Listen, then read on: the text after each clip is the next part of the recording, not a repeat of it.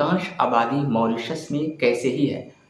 हाल ही में कुछ साल पहले मॉरिशस के जो राष्ट्रपति थे और वहाँ के कई लोग जो हैं वो भारत की यात्रा की और भारत के खासकर बिहार के कई जगहों पर, चाहे वो बोध गया हो, तमाम वो अपने पैतृक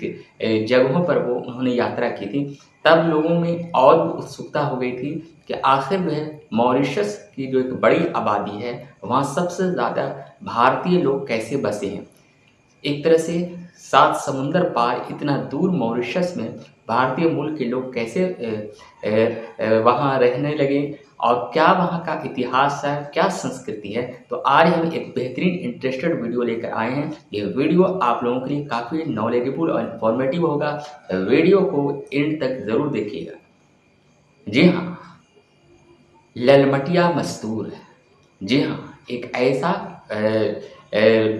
मजदूरों का वर्ग जो कि ख़ासकर भारत के स्पेशली यूपी, बिहार, पश्चिम बंगाल के लाल क्षेत्रों में जहाँ की मिट्टियाँ लाल थी वहाँ से जो है स्पेशली जो है ब्रिटिश अधिकारियों ने मॉरिशस, फिजी,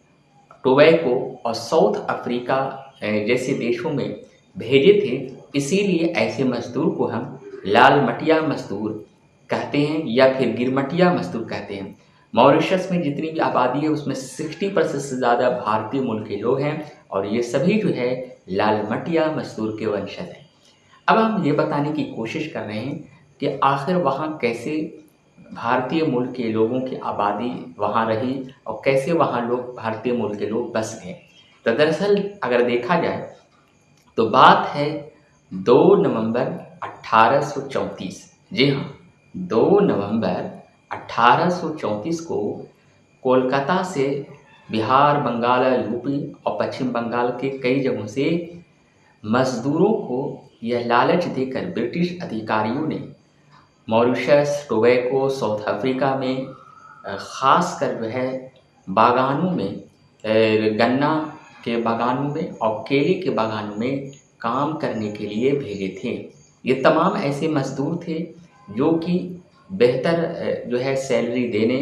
अच्छा जीवन बसर होने और उन्हें तुरंत 1-2 साल में अच्छी सैलरी, मोटी रकम देकर वापस इंडिया भेज देने और उनके कर्ज ये तमाम चीज़ को माफ़ कर देने का एक झूठा लालच दिया था। और जो मज़दूर लोग थे, जो काफ़ी कई ऐसे भी थे जो नशे या अफ़ीम उन्हें खिलाया गया था और उससे भी वो से सिग्नेचर करा लिया गया था। जबकि बहुत से ऐसे थे जिन्हें लालच देकर, पैसे देकर और यहाँ तक कि जो है उनसे अनुबंध के आधार पर सिग्नेचर कराकर भारत से बहुत ही दूर समुद्र वाले एक ऐसे देश मॉरिशस भेजा गया जहाँ से वे फिर जो है वापस नहीं आए और वहीं वो बस गए। बहुत से लोग जो है मारे गए और धीरे धीरे जो मॉरिशस की जो 60% से ज़्यादा आबादी है वो जो है ख़ासकर भारतीय मूल की इसी तरह से बढ़ी और इसी तरह से वहाँ लोग बस गए। अब सवाल ये भी उठता है कि आखिर जो है 2 नवंबर 1834 को लालमटिया मजदूर की ज़रूरत क्यों पड़ी। जी हाँ, यह भी एक ऐसा सवाल है कि लालमटिया मजदूरों की ज़रूरत क्यों पड़ी। तो दरअसल ब्रिटिश अधिकारियों को ख़ासकर गन्ना के बागानों में, जो मॉरिशस, टोबैको, दक्षिण अफ्रीका में काफ़ी ज़्यादा गन्ना वहाँ होते थे और वहाँ जो है 12 से 13 घंटा काम करने के लिए सस्ते मजदूरों की आवश्यकता हो। अब ब्रिटिश सरकार का जब भारत में हुकूमत थी तो यहाँ काफ़ी सस्ते ऐसे मजदूर थे जो गरीबी, अशिक्षित और साथ ही जो है कर्ज से भरे हुए गरीब लोग थे और ऐसे ही मजदूरों की उन्हें आवश्यकता थी। उन्हें कुछ पहले मोटी रकम दी गई और बेहतर जीवन यापन रहने और फिर 2 साल 1 साल में उन्हें वापस इंडिया भेज देने की एक झूठी शर्तें रखकर हस्ताक्षर किया गया और एक बड़े जहाज़ पर 2 नवंबर 1834 को उस जहाज़ का नाम था अटलांटा। जी हाँ, जिस पर काफ़ी लोग, मजदूर लोग सवार थे। बिहार में स्पेशल अगर हम बात करें औरंगाबाद, मगध के क्षेत्र, गया, या फिर आरा, उसी तरह से यूपी की कई जगह थे, चाहे वो स्पेशली अगर हम बात करें तो लखनऊ और उसके आसपास के क्षेत्र हो, या फिर पश्चिम बंगाल के साथ ही कुछ साउथ के भी, तो काफ़ी लोग सैकड़ों लोगों को अटलांटा जहाज़ों पर बैठाकर समुद्र से वो वहाँ मॉरिशस इन्हें ले जाया गया। कहा यह भी गया है कि कई लोग जो है कुपोषण और बीमारी की वजह से, क्योंकि काफ़ी दूर और लंबे समय तक समुद्री यात्रा में कई लोग बीमार भी पड़ गए थे, जिसे यह भी कहा गया कि ब्रिटिश लोगों ने जो बीमार पड़ते थे उन्हें सही से दवाएं नहीं दी जाती थी, और जो मर जाते थे उसे समुद्र में फेंक भी दिया जाता था। यहाँ से उन्हें बेहतर जीवन और अच्छी सैलरी और तुरंत वापस आने की गारंटी तो दी, लेकिन जैसे जैसे समुद्र को पार करता हुआ मॉरिशस 2 नवंबर 1834 को अटलांटा के जहाज़ से सब लोग गए। कई खेपों में कोलकाता से मजदूरों को वहाँ बसाया गया, और फिर वहाँ जो है असली जो है टॉर्चर, जो शारीरिक और मानसिक जो टॉर्चर है उसे किया गया। जी हाँ, ऐसा माना गया है, इतिहास के पन्नों को पलटा गया और लाल मटिया मजदूरों के इतिहास पर अध्ययन किया गया तो पता चलता है कि कई ऐसे महिलाएं भी थी जिन्हें ले जाया गया, और वहीं वो जो है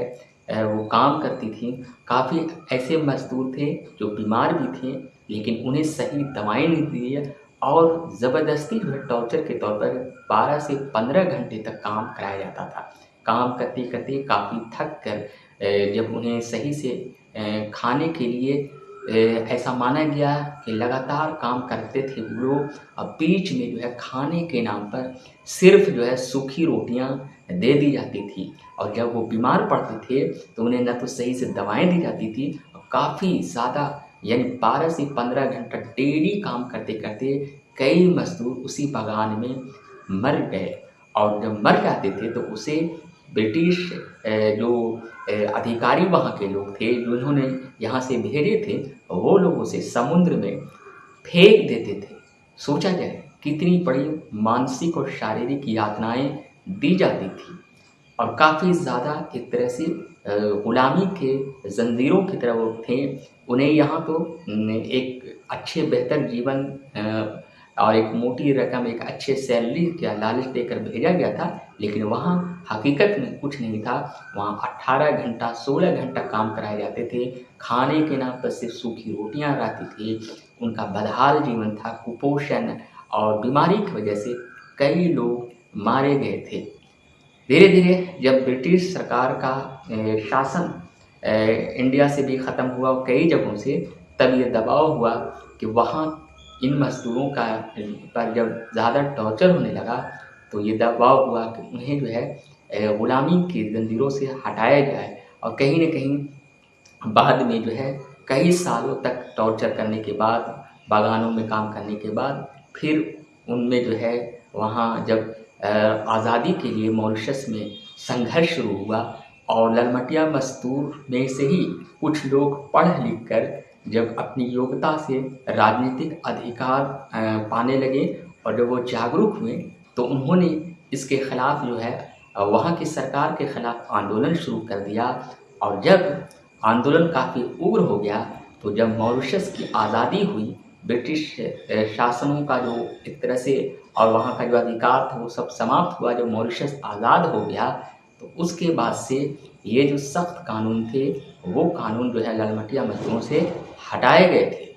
और उसी ललमटिया मजदूरों के कुछ लोग जब पढ़ लिख कर राजनीतिक तौर पर वो मजबूत हुए और उन्होंने जागरूक होकर अपने अधिकारों के लिए लड़ने लगे, तो उन्हें भी कई तरह के अधिकार वहाँ दिए गए, और साथ में वो लोग जो है कहीं न कहीं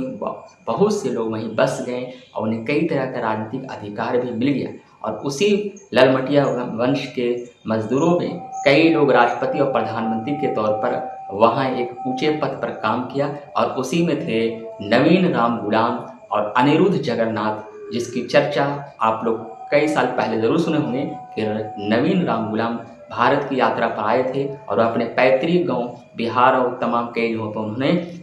घूमे थे। तो इस तरह से भारत की सभ्यता संस्कृति जो है एक तरह से मॉरिशस में मिलती है, क्योंकि भारतीय ही मूल के वहाँ के लोगों की अधिकांश आबादी है और वहाँ भी दिवाली और दशहरा ये तमाम त्यौहार बड़े ही धूमधाम से मिलते हैं। मॉरिशस और भारत के बीच काफ़ी बेहतर संबंध भी हैं, काफ़ी राजनीतिक अच्छे संबंध भी हैं। अब भारत की भी कई जो है लोग जो है जो ऊंचे पद पर हैं वो लोग भी मॉरिशस गए, कई बार यात्राएं भी हुई और कहीं ना कहीं भारत और मॉरिशस के बीच एक बेहतरीन एक अच्छे राजनीतिक संबंध भी हैं। शुक्रिया।